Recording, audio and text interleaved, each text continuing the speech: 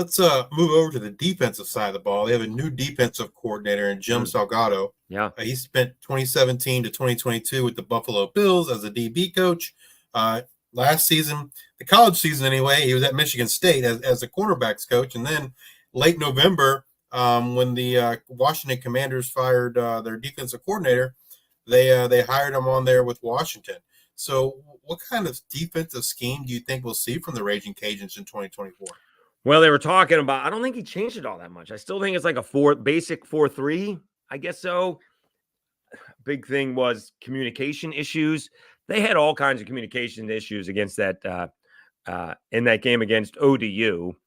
And it took them about 3 quarters to figure it out. Like you could see, certainly in the first and the second quarters, they were looking at each other and the play was snapped. And so the wide receivers ran right past the defensive backs. I think they've they tried to have, the same guy on the boundary as on the field. So now they're running back and forth depending where the ball is placed. I think that has switched, right? We're going to keep one guy on the field, or basically either we're going to keep one guy on the same side of the field, or we're going to follow the wide receivers, which is probably easier, right? Forget about boundary and field guys.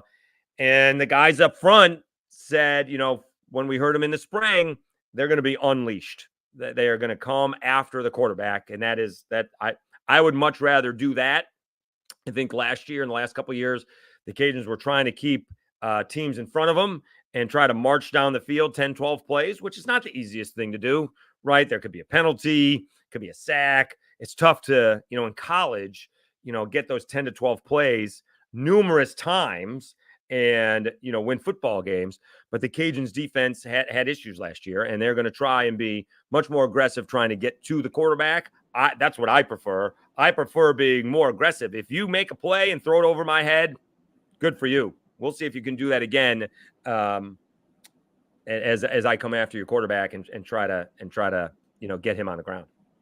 Well, let's talk about those guys who are going to get up or unleashed here up front. They brought back a lot of experience in 2024. However, they did lose Sony Hazard to graduation and Nigel McGriff to the portal. But with guys like Jordan Lawson and Mason Narcisse and Antoine Bayless, among others, returning, this line looks to be in really good shape. How did they look in the spring, and did anyone stand out to you? I'm not sure if anyone stood out in the spring, but Antoine Bayless and Cam Whitfield are going to be the guys coming after the quarterback. Casey Osai is in the middle. They did lose Gant to Houston. He went to Houston before Zion Chris joined him.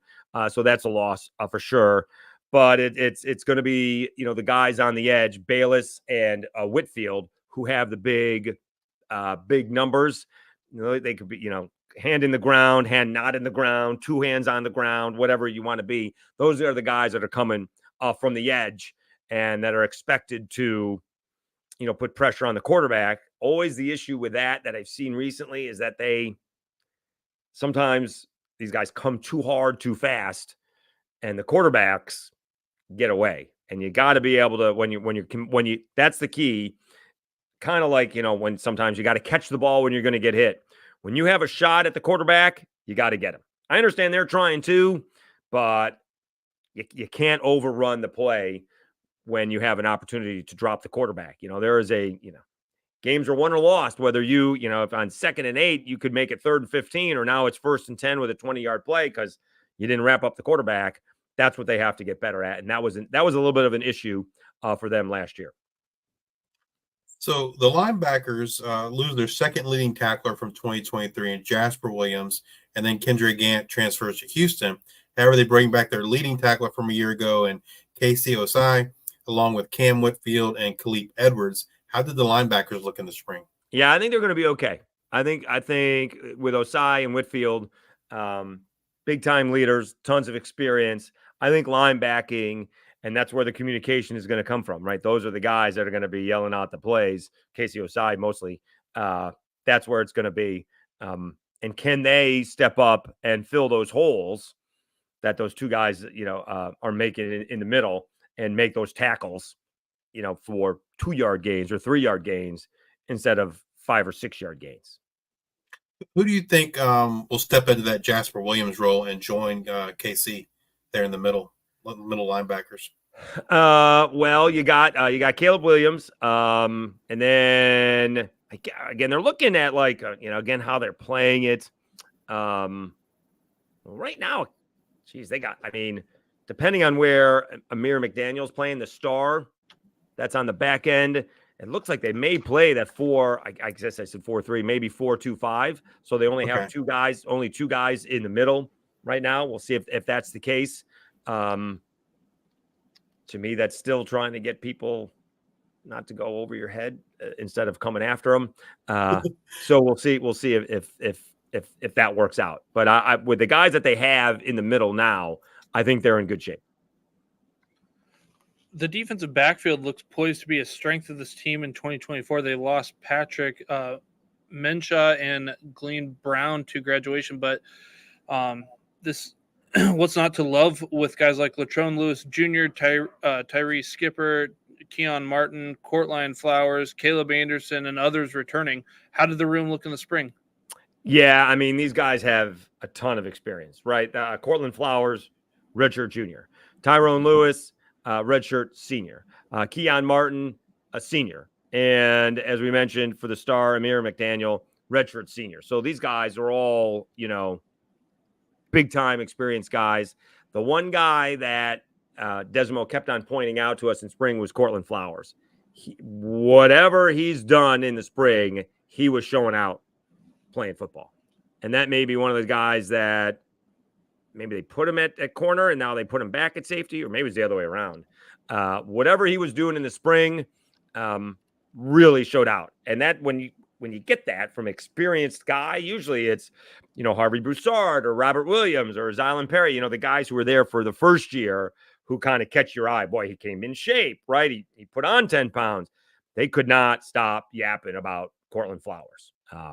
So we'll see. Also, if you want to have somebody on during the season, Keon Martin is trying to do podcasting. So awesome. He's got some broadcasting chops with him. All right. If you had to pick a defensive player to have a breakout type season here in 2024, who would that be? It's probably going to be Whitfield or Bayless, those guys getting after the quarterback. That's, again, if the Cajuns are going to do what the Cajuns want to do, it's going to be those guys up front that are going to dictate it. If we're seeing a lot of tackles by the Courtland Flowers or the Keon Martins deal, right? I may not know a lot of football, but when your corners and safeties, maybe the safeties leading you in tackles, that's a problem. And so we'll see how those guys do, allowing the middle guys to make the tackles. And can you have a 1-2 punch? I mean, can Bayless and Whitfield, do they get double-digit sacks? Do they each get double-digit sacks? The hurries, it's right there for them. And how long does it take to adjust to the new defense? They got a sneaky. They start off with Grambling at home. They got a sneaky road game against Kennesaw, and then the schedule gets tough. They get John Summerall coming in with Tulane, and then they're going to Wake, and so it's not the easiest of all schedules to begin with. And so we'll see how long it takes for the defense to get going. And maybe it's a good thing they get to go on the road again. We could compare it how it looked like against ODU. ODU ends up being better than maybe most people thought, but I think Cajuns fans thought, and maybe this one thought they were going to win that ball game. How they communicate on the road and making sure they're getting the play in before the ball is snapped. Again, don't know much about football, but I would think that would be a key that the football players are not yapping to each other, but looking at the player across the line. If you're watching on YouTube, please hit that like and subscribe button. And if you're listening in podcast form, please rate and review on Spotify or Apple Podcasts. Thank you all for your support. And until the next time, we are the G5 Hive. Fight on, Cajuns, fight on to victory for the red and white. We will sing a triumphant glory for our team tonight. You will hear the razor of the Cajuns, so let's give a yell. Hey! Hustle up and bustle up and fight on victory. Go! U-L! Yeah!